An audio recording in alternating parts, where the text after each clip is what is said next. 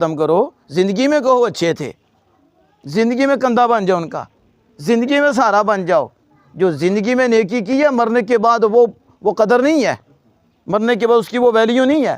ذرا آپ سنیں، میرے شیخ صاحب فرماتے ہیں حدیث پاک کا مفہوم ہے کہ جب آپ میت کو کندھا دیتے ہو اور 40 قدم لے کے چلتے ہو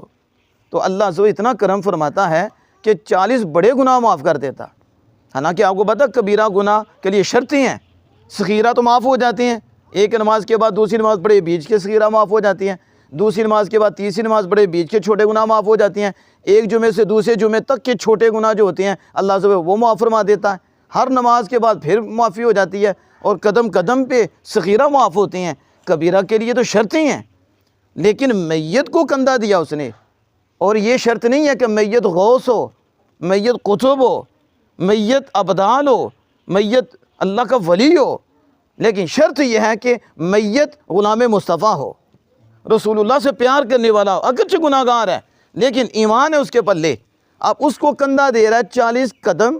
تو 40 کبیرہ معاف ہوتے ہیں۔ تو بتاؤ آپ نے اسے 2 دیگیں کھلائی ہیں،